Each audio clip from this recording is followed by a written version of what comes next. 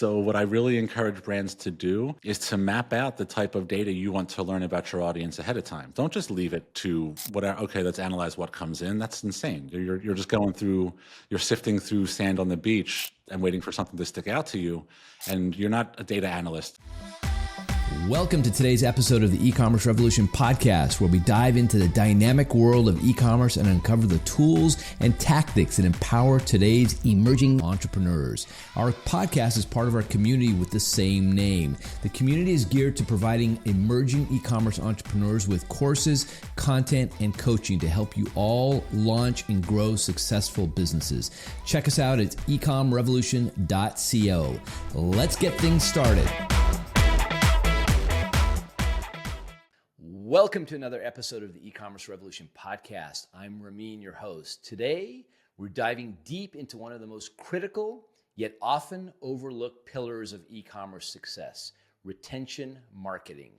And not just any retention strategies, we're talking about crafting killer customer journeys that don't just retain customers, they turn them into raving fans and repeat buyers that drive serious revenue. Joining us is someone who's an expert in this field. Jason Donapel is a retention marketing powerhouse who has helped generate over $200 million in e-commerce revenue using email and SMS alone. He's the co-founder and COO of the Email Experience, an agency that's redefining how brands connect with their customers. Jason's story is incredible, from working in a warehouse as a picker and packer to building one of the most respected email and SMS agencies in e-commerce. He has helped small Shopify stores scale from 5 figures to 6 figures and turn established brands into 7-figure retention machines. We'll walk through Jason's journey, unpack what truly drives retention today, and explore the tools and tactics that you can start using right now. So, without any further ado, please welcome Jason to the E-commerce Revolution podcast. Jason, it is wonderful to have you here today. Hey, Ramin, what's up, dude? How are you today? I'm good. Where are you calling in from today? We're coming from Philadelphia, PA, as usual. All right. Love it. Thank you very much for joining. This is a topic, as I mentioned to you before we started recording, that I love. I love this because I think, acquisition gets, most of the attention in the world of marketing, especially with e-commerce brands, and everybody thinks that they need to continue to just pour money into acquisition, and they forget about this really important concept called retention. And I've seen a lot of your interviews. You do such a good job of breaking it down. So I'm excited to get into this today with you. Hey, it's what I spend most of my time thinking and talking about. So hopefully I can shed a little light and break it down a little for some people. Is it like that at the dinner table too? Are you It's talking like it retention? at the dinner table. Yeah, Oh, wow. Absolutely. I love it. A man after my own heart. This is exactly what I do. I'm talking e-commerce all day long. And, I wonder if I start sounding a little boring eventually to my family. They're like, oh boy, that guy and his talk again. Yeah, I think we probably do. I think, yeah, we do. I love it. Well, as I mentioned at the top, you've helped generate over $200 million through email and SMS marketing. I got to know, from your vantage point, why do so many e-commerce brands undervalue this retention? We mentioned that some of them don't even know about it. They understand the term retention, but they don't necessarily. And why is it so undervalued? Well, I think there's a couple reasons, right? I think that it doesn't have the same ticking clock level of urgency as an ad campaign running on Meta or even Google does, right? Spending dollars every single day. So when you're a business owner, you tend to have 30 things to do at a time. Everything from inventory management to who on your team is calling out sick today, maybe to marketing can sometimes feel like a luxury. And when you're spending your time on marketing, what are you going to do? You're going to spend your time on, the highest level, putting out the fires, and a ROAS that is underperforming is perceived as the largest fire in organizations today. So it does make sense to me. It's very much like a urgent, or is it important, not urgent? There you go, important, not urgent quadrant. But it's one that once you start paying attention to it, it unlocks a whole other level of e-commerce and business in general. Yeah, I love it. Would you remember a moment where this clicked for you in this whole journey, where you just realized that, retention, is so undervalued by most people, but so valuable?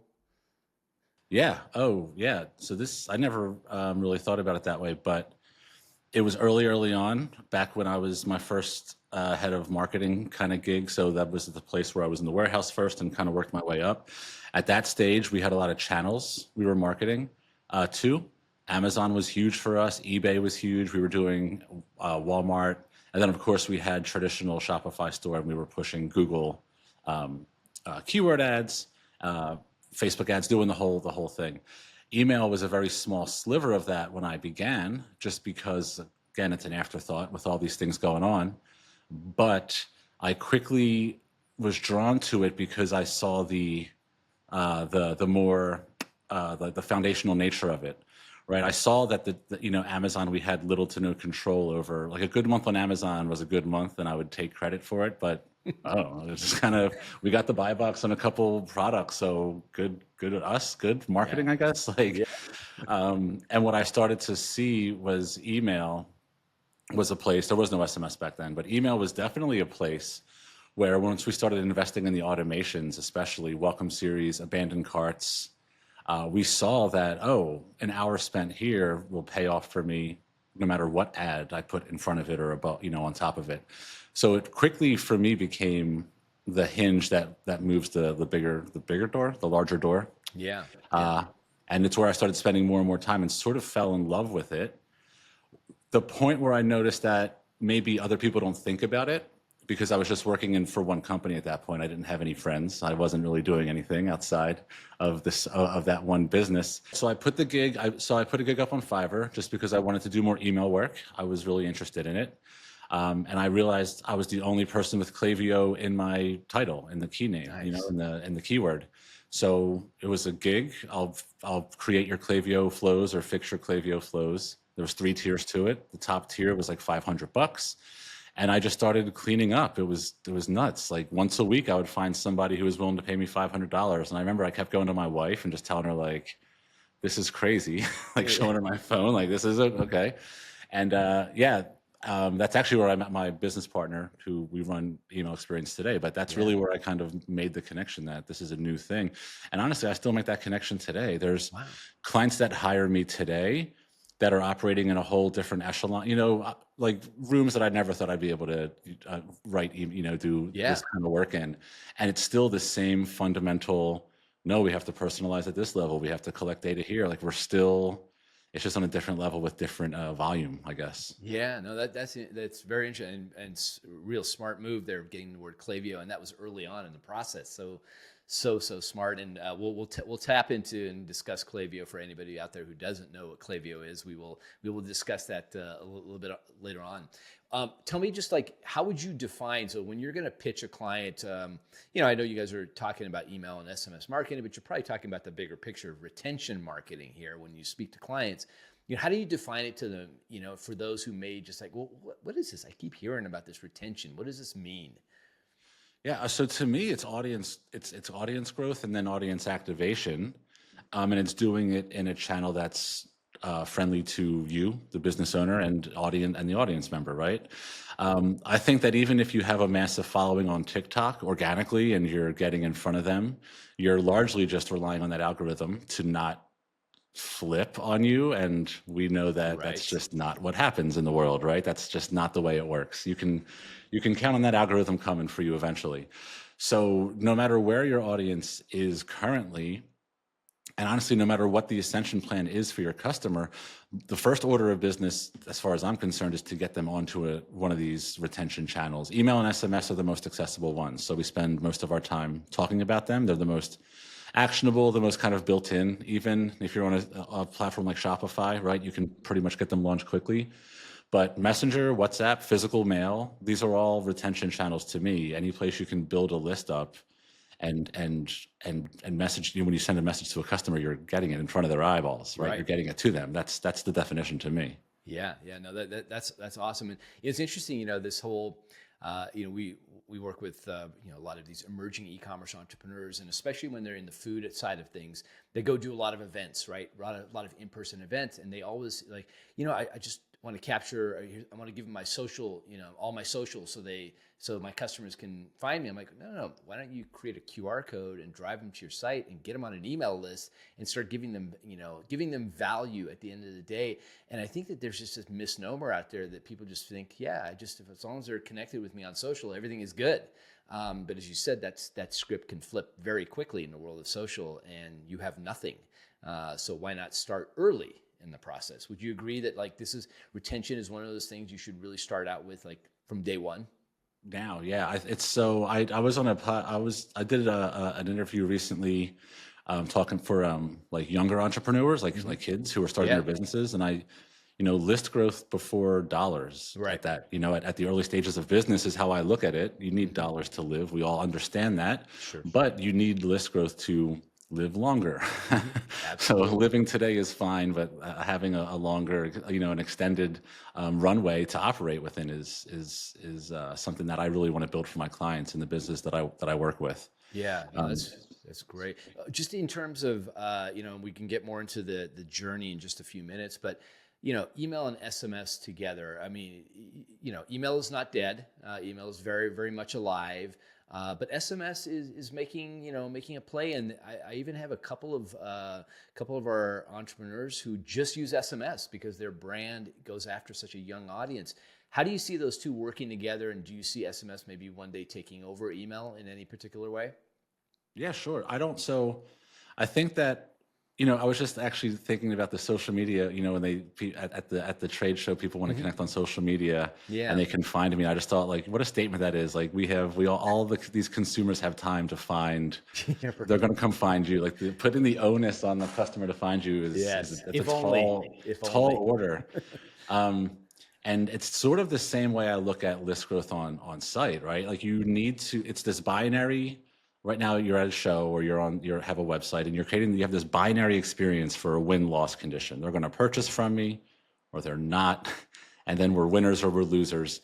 And what I think a successful retention program does is it removes the binary nature from these interactions. And it provides a way for us to find another path where if somebody's not ready to give us a credit card that first or second or third or fifth time they meet us, right? Or at the trade show, or if somebody does have our social, but they don't really care enough to come follow us or work on it, this is where that happens. This is where that customer ascension happens and where that value is built. I love that every business owner thinks that customers just want to hear about my solution and my store and my brand so badly. But look at the volume of Shopify alone. How many businesses exist on Shopify? Right. Don't wait for the customers to find you on social. It's not the way. It's not happening. It's not happening. You have to be proactive. Yeah. It is a build it and they will not come model these days in so many ways. Unfortunately, I mean, I can think back to, when I first started my e-commerce journey. I mean, you could put up a simple blog and get, ranked in no time at all. And you send out an email and you didn't really have to follow a whole lot of rules in the world of email marketing back then. But things are different and you have to try harder and you have to think smarter. And I think that is a misconception out there that, as long as they're connected with me on social, they're going to hear everything that I do. That's not true. But if they open, you start sending them emails and SMS, messaging, better chance, right? Maybe 50%, 60% open rates, at least on the emails. You can start building that. But let's talk about the journey. So, all right, so list building we know is super important in this retention model, and we want to grow that list. In fact, from day one, even if you don't have any flows, maybe just get some form of list building and then get the flows connected and start sending out, the communication. But what does that look like? So once they're on the list, the welcome flow is generally the number one, but what other levers get pulled to create that journey that just keeps bringing them back in? So there's different levels to implementation, and you could think of it as the core implementation. You need to hit a couple touch points, right? That welcome series is going to come first. Failure to launch comes second. This is a flow that's going to stand in place directly under or beside the welcome flow you can think of. If a user subscribes and doesn't take the desired action after going through your welcome series, the failure to launch is there to help. Think of it like a recovery before they're cold, right? Yeah. They didn't. So if the desired action is they sign up for a loyalty program or a purchase or whatever it is, the failure to launch helps to shore that up, and you get another crack at it before they just get dumped into the campaigns. Okay. Those are like top of the funnel events to cover. Then we have our abandonments, right? And we think about there's four critical touch points within abandonment. So site abandonment is when a user hits an area of your website. Think of any page, collection page, home page, blog pages, things like that. Product pages not included, cart pages not included. So that type of traffic. So you're able to, when you're using the right tool, you're able to identify subscribers that take an action like that on site, and then you could trigger a message. So site abandon has to be taken care of. Browse abandon is the next step, which is specifically for that product level page. That shows a slightly different level of intent than somebody who's on one of those more general kind of, generalized pages. This is also an opportunity to start segmenting and get personalized based on what product or collection the product came from. Depending on, there's always diminishing point of returns when you start getting into personalization, but it's an action that you have to start taking, because until you hit that point of diminishing returns, it is the most predictable way to add value to your program, and the most predictable way for you to learn from your audience, and then which will gives you it makes you a better marketer in general to your audience, right? So the browse abandon takes care of that level. Then you hit the cart abandon, which is users who added to cart but didn't actually get into the checkout. So think of like they hit, your URL/cart, but they didn't actually get to checkout/ Shopify code, whatever, whatever.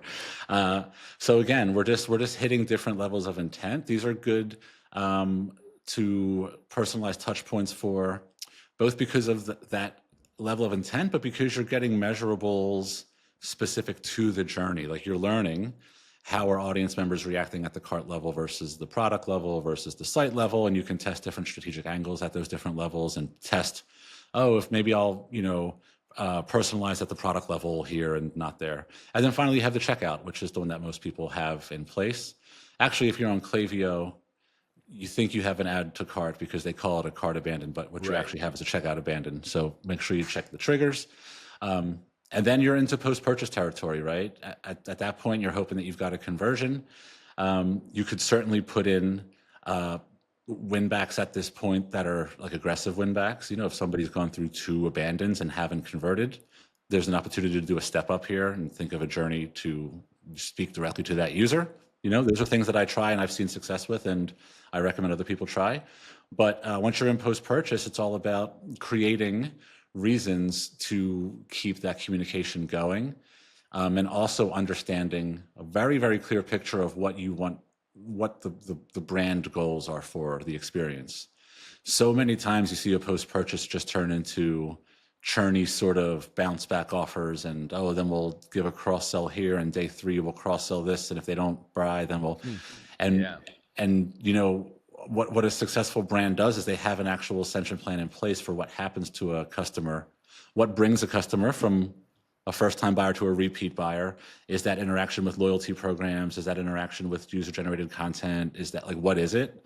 And then presenting it to these users to help them along the journey.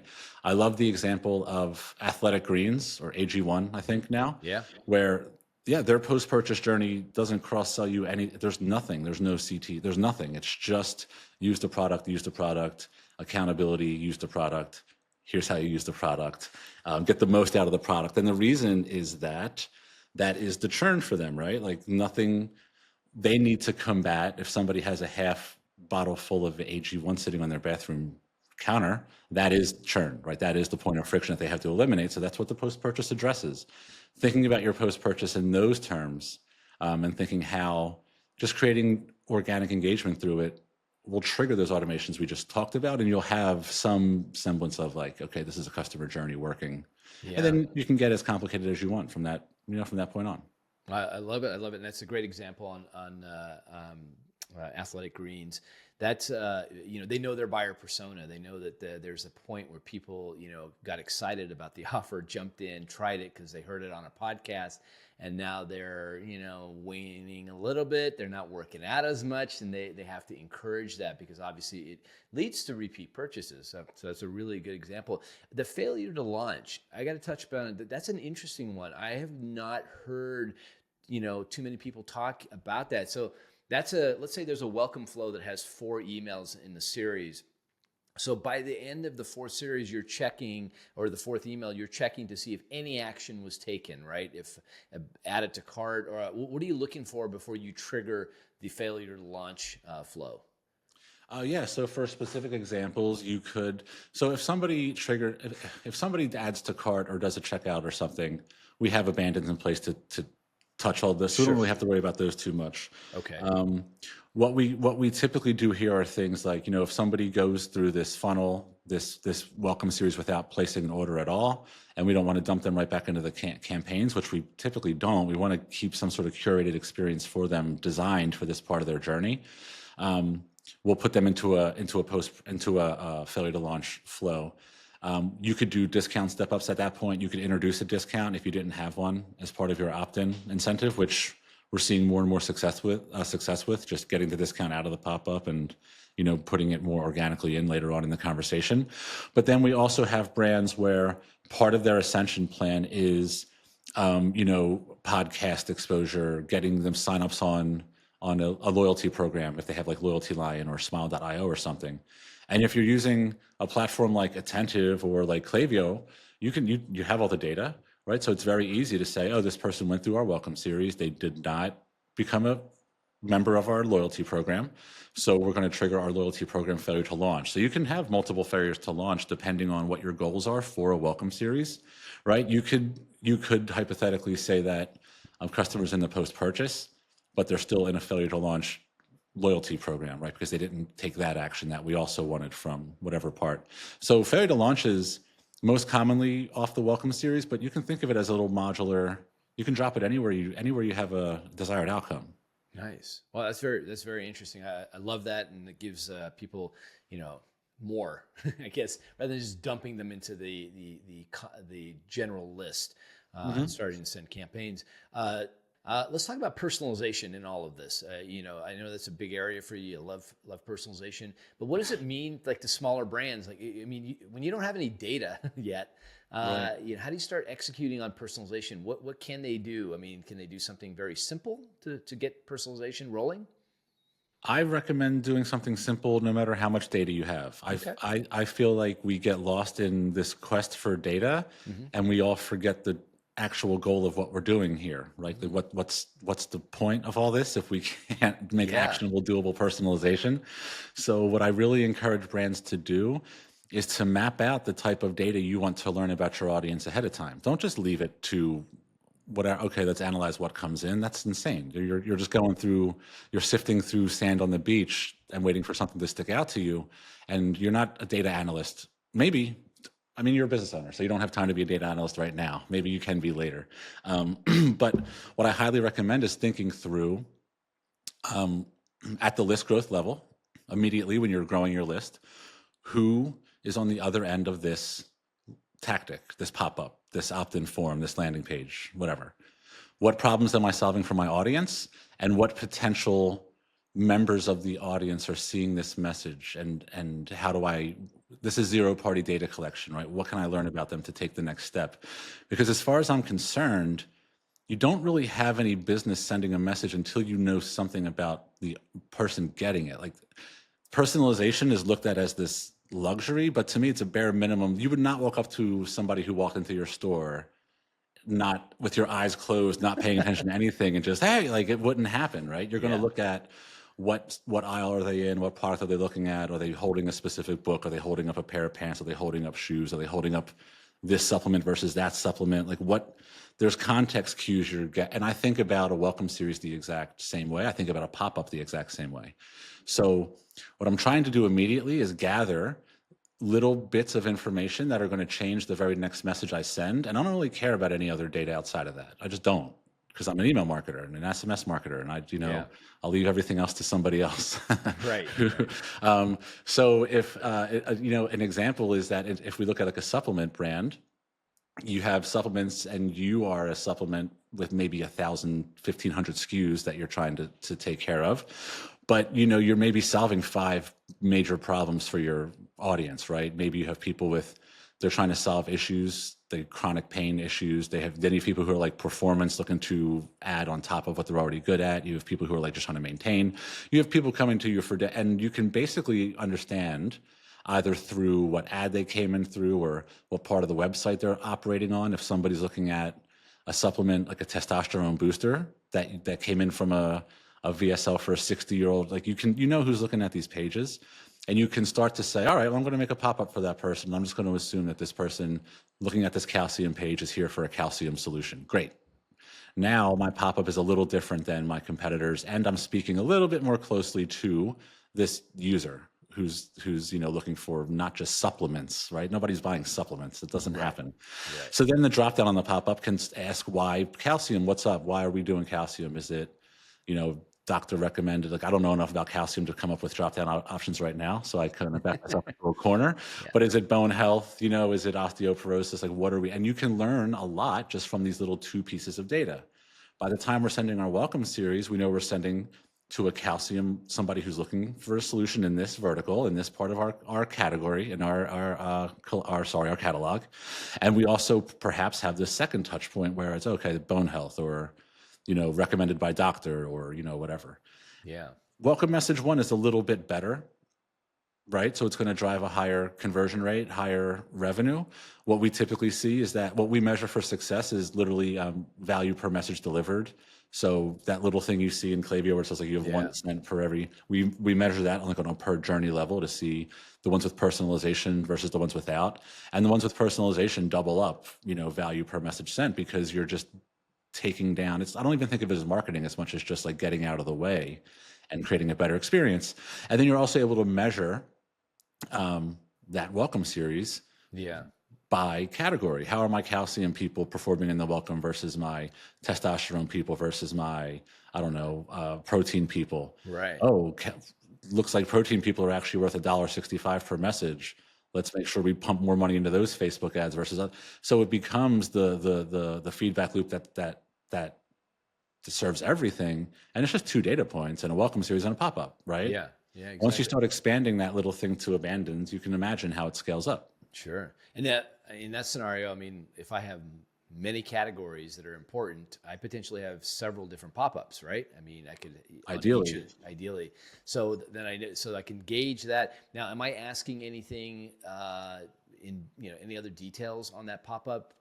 Obviously the field for email is there. Potentially the name is there.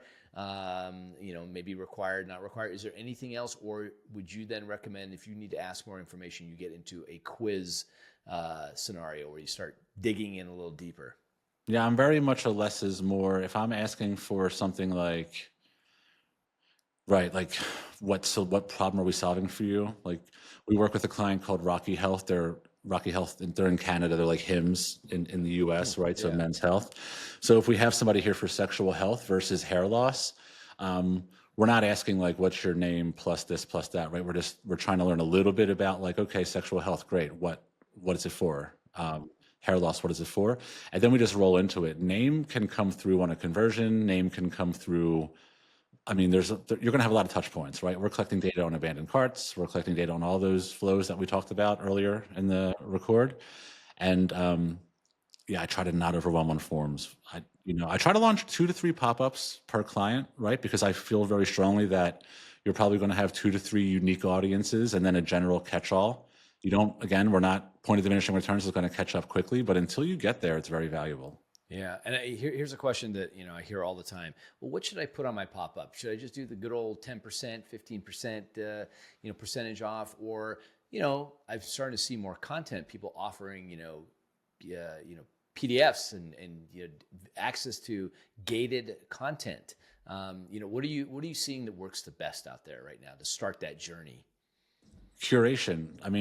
Discounts are cheap and they're sort of seen as cheap, and they sort of set the wrong, I don't want to say the wrong, because there's not a wrong foot for everybody, right? Like, there are brands where they will benefit from a discount, and if that's what the kind of brand they're doing, like a daily deal brand or something, they're just trying to do volume.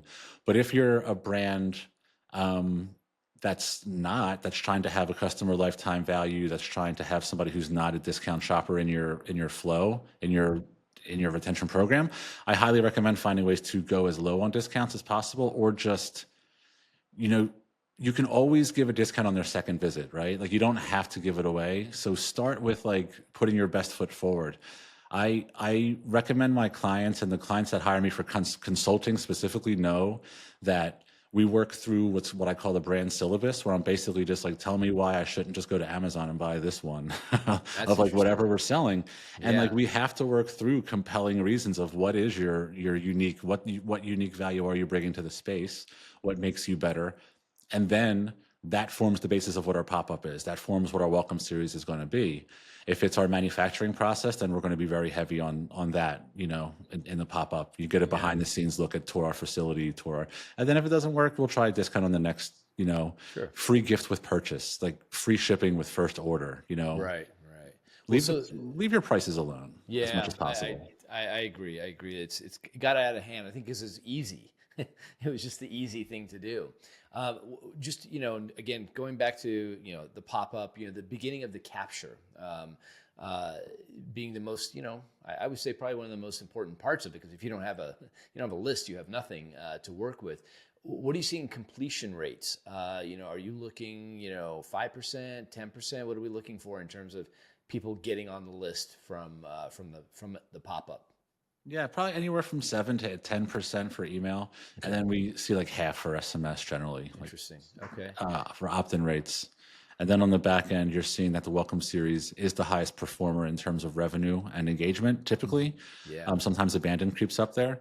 But I think of I think of welcome series message number one as like the first pick in the draft, like yeah. where if that's what you're going to optimize, that's what you optimize. I've seen it pull 25% of full retention programs just because of the nature of where it sits, Yeah, and I see so many of them that are just, here's what you asked for, and they give whatever it is. You download the PDF, the discount, Yeah. that's it, and then nothing. There's no, because that's the beginning of the journey. That's the beginning of the storytelling that has to happen to convince people, and it's a very big missed opportunity. I think that welcome series number one.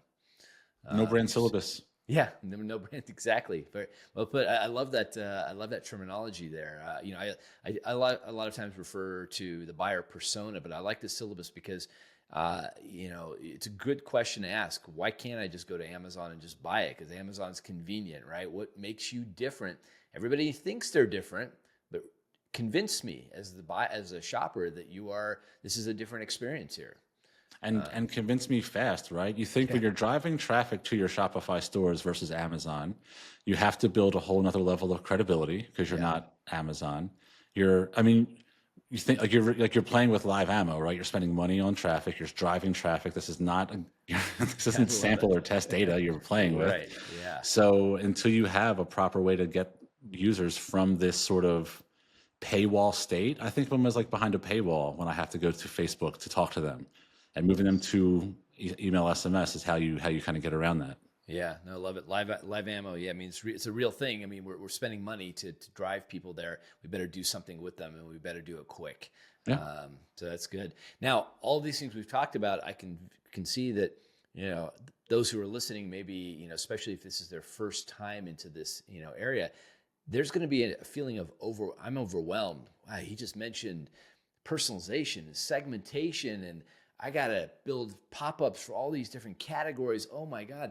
How is, obviously hiring your agency to do this, makes things different. But what if I can't do that yet? I mean, is there anything around AI that's helping? I know Klaviyo's pushing AI, quite a bit. What's happening in this space that can help me do these things maybe a little faster? Or are we still really seeing that we got to be a human being and build these things, one by one? I think that it's a spectrum like everything else. The more you give to AI to do for you, the less you'll learn from so you want to be Yeah, close to your audience.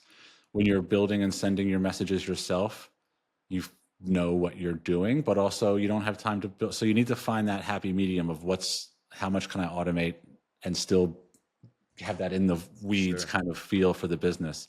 What I really recommend is AI for brain dumps, high level strategy, thinking through things like your brand syllabus, right? Like just talking through everything that's special about your brand to you in an ugly, unstructured way, and then letting AI help you structure it, put it together, so then you can take it and say, okay, oh, this could go in a pop-up. It'll Yeah. pop out, it'll come out to you, right? You won't have to.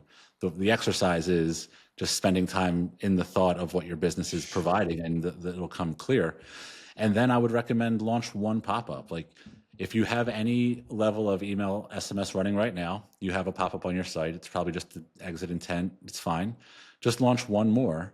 And you know what, whatever, keep the one you have and just put a drop down on it and just think through, okay, what are maybe 3 potential answers an audience would have from me? One that I love, that's an entry level one that really helps is this your first time trying to solve the problem? So if you're selling weight loss solutions, your drop down question might literally be, is this your first time trying a weight loss supplement, or your first time trying a diet, or your first time trying a online fitness app, whatever your category is?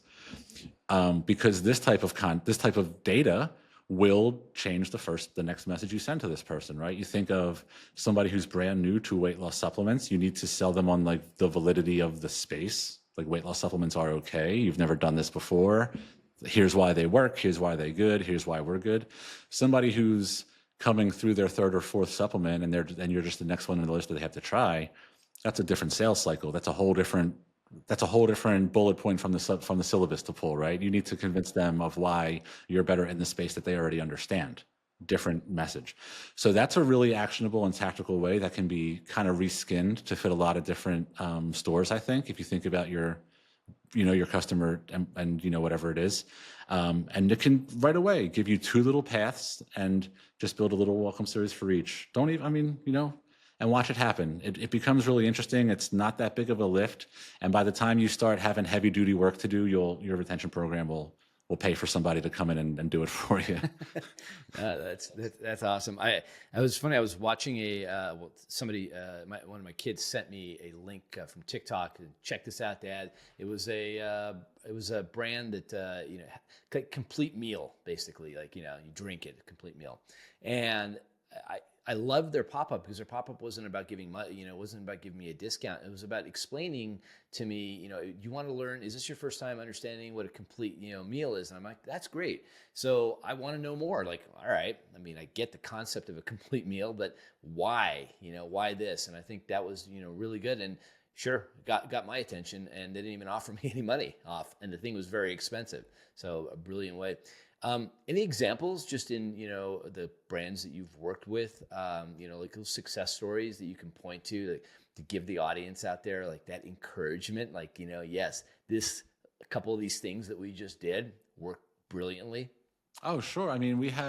We work with brands of all different shapes and sizes. So we worked with a supplement brand about 1.5 years ago, where we took them. We added a $1.7 million a month to their email revenue just by fixing deliverability, adding personalization. They were bigger than they were a larger brand, so that 35% to them is different than 35% to others. And so look, that's on the table for brands who are that size. But we've also worked with brands, a smaller brand that was a children's clothing brand that had no SMS program in place at all. And we took that from 0 to 66K a month within a year. Brand new, fresh SMS program to go right alongside their Klaviyo email.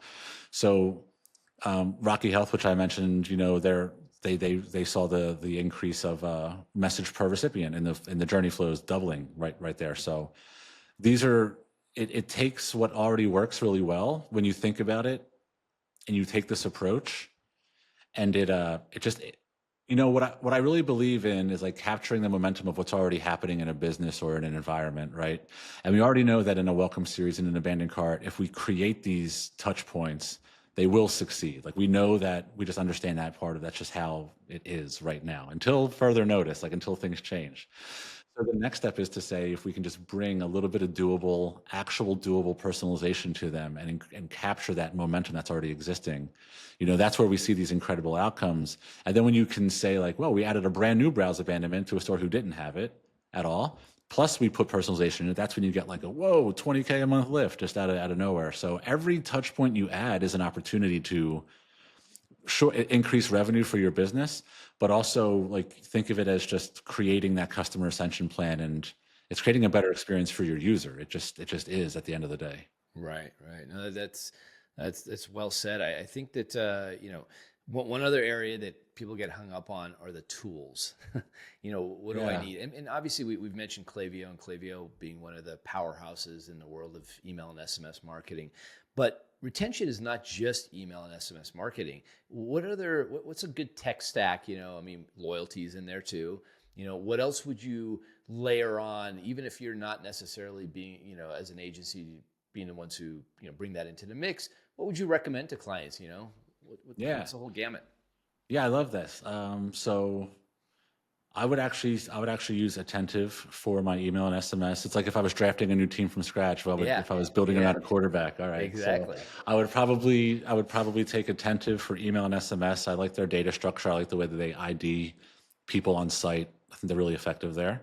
Um, I would use ManyChat for my Messenger and for my WhatsApp because it's no longer limited to those like bots. You can now do straight up campaigns on ManyChat. You can build a messenger list, like a proper messenger list, and do broadcast to them, have them opt in.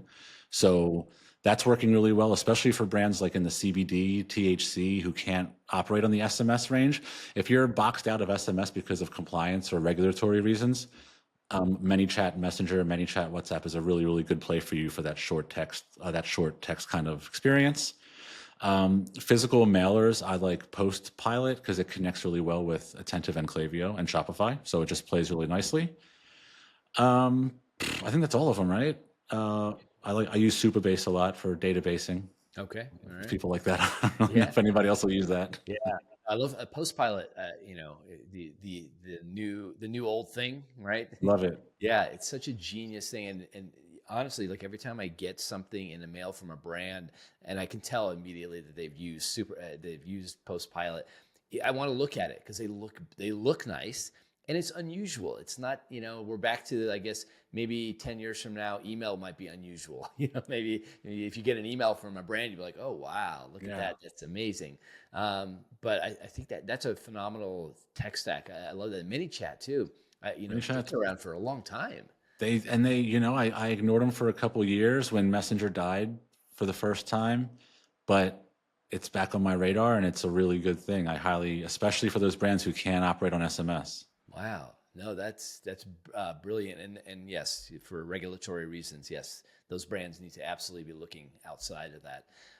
So let's just look ahead. The next several years. What happens to customer retention in e-commerce?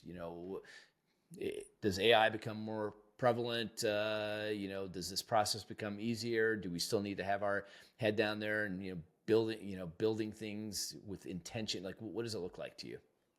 Yeah, I think we're gonna get a little fuzzier controls on all angles, I think. So marketers are not going to be in there editing and building emails probably there'll be some level of that for a little while, but why? You'll be able to, I'm hoping that what you'll get is the ability to have nuanced control, but at a higher level that takes less time. I almost think of like how surgeons work with like those microscopic tools and maybe like we can stand back and do very strategic and precise segmentation, more effectively across more accounts.